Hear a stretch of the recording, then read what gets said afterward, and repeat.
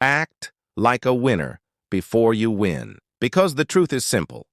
No one waits until the crown is placed on their head to start walking like a king.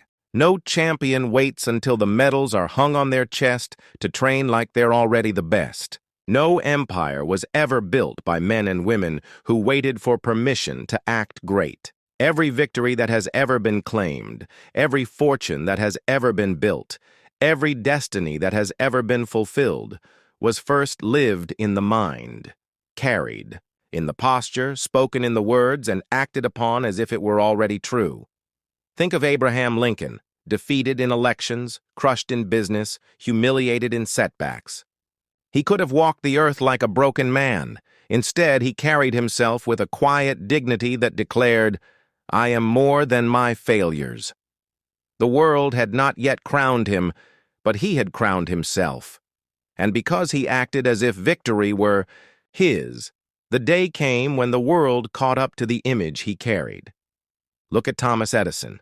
Thousands of failures, thousands of broken experiments, yet he never wore the face of defeat.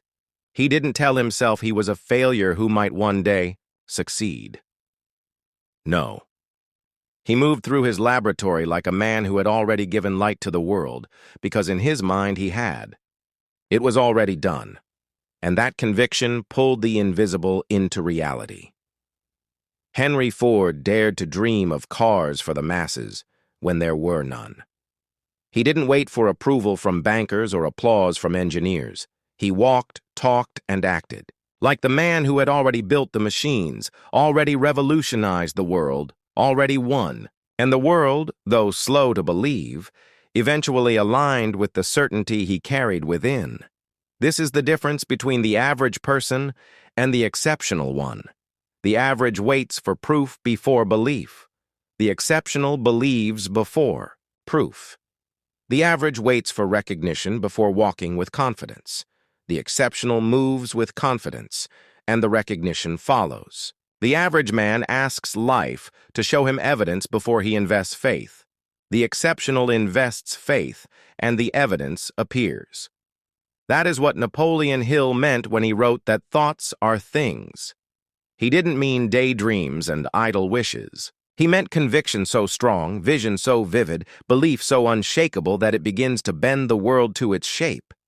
He meant that when you act like a winner before you win, you activate forces that the timid never touch. Think of the farmer. He does not wait to see wheat before planting seeds. He does not beg the soil to show him proof before he commits his labor. He acts with the quiet faith of one who already possesses the harvest. He walks the fields as if the golden grain is already swaying in the wind, and because he believes enough to act, the harvest comes. Your life is no different. What you dare to believe, what you dare to embody, what you dare to act upon as if it is already yours, that is what materializes. You cannot win with the body of a champion and the mind of a beggar. You cannot build an empire with the habits of a drifter. You cannot call yourself unlucky while expecting fortune. You must align every fiber of your being with the image of the victor, even when circumstances scream the opposite. The world does not respond to doubt. It does not yield to hesitation. It bends for those who move with conviction, who claim the crown before it rests on their head, who look into the mirror and see not what they are, but what they will be, and then they walk in that identity until the world bows to it.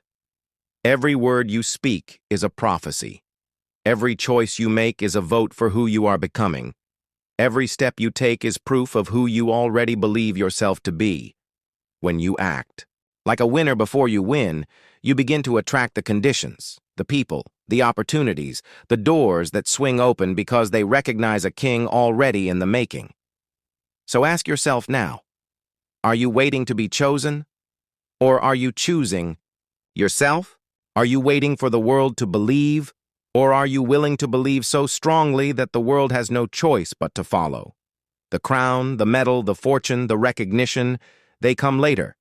What matters now is how you carry yourself, how you think, how you act, how you embody the winner you are destined to become. Act like a winner before you win, and watch what happens.